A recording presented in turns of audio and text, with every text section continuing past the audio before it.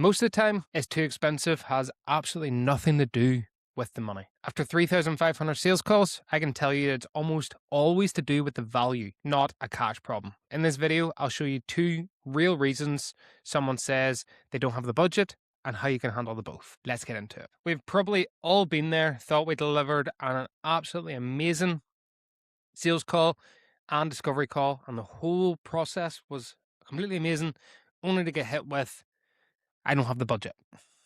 I wish I could do it. I want to do it. I need to do it. I just don't have the budget. There's 2 reasons why someone might say they don't have budget or they can't afford it. One of them being they really don't have the cash, which can be true, but equally, probably only about 10% of the time, depending on obviously your leads as well. There's a lot of factors in this. If you find that it's more than 10% of the time, there's a serious process issue. A very, very serious process issue that we need to sort. But more often, it is this here. Has not seen the ROI. For some of you that haven't seen or worked with me ever before, you don't know obviously how I handle sales call processes and stuff like that. Obviously, I've taken 3,500 sales calls. The difference between someone seeing the value and you telling them the value. 2 completely different things. Just to handle this one first, because if they say that they don't have the cash and they really don't have the cash, there's 2 ways to do it. First thing we need to do is we need to isolate that. We need to really figure out, is cash the main constraint here? Because we need to actually figure out, if it was free, would they do it? And 99% of the time, they'll say yes. If they don't say yes, then it's an offer problem, it's a positioning problem, something like that. That's only happens if it's happening more than 1 in 10. If it is a real cash problem, it's down to yourself as the founder and the offer, really. Can we offer them a payment plan to split it or pay monthly, do some form of upfront? Maybe you have a financing option and stuff like that, which is amazing if you do, because your conversion should go a lot higher. Second of all, look at the top of the funnel and actually figure out where this lead has came from and start to narrow that down to figure out, is this just a one-off thing, or has the last 5, 10, 15 leads that came from that been a budget constraint as well? And then we need to dive in and actually figure out whether that's a list, whether that's our positioning, whether it's what our content is saying and attracting them types of people. It's very easy. If we can offer them a payment plan, we can split it in some way, shape, or form. If it's a retainer type of thing, then we're not going to be able to do that.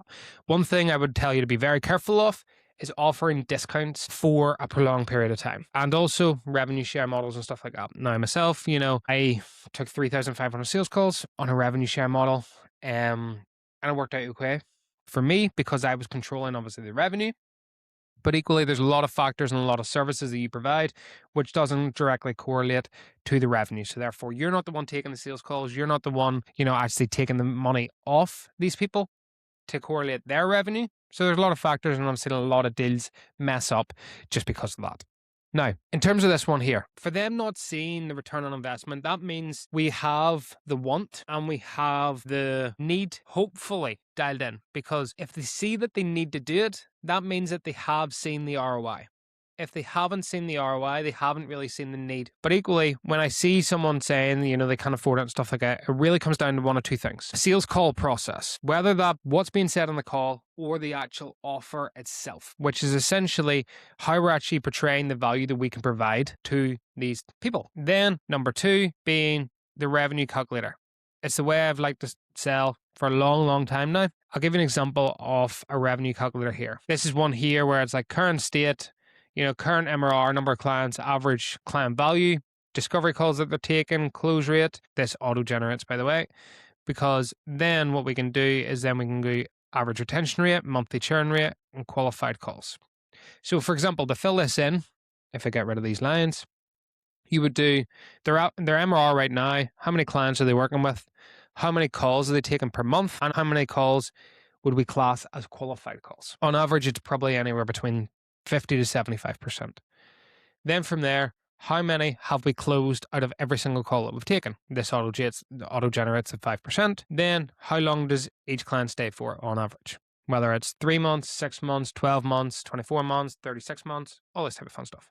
Now, once we do that, for this here, what I've done is increase our close rate to 15%, increase our price point from 6.5 to 9,000. Keep the calls the exact same, the qualified calls the exact same, just increase their close rate and get them to stay for twice as long on an upsell. Look at the difference. This is their current state. They're sitting in 12 months and 19,400, which really doesn't change too much from the third month in, which is essentially all of this is just increasing very, very slightly over the next 9 months.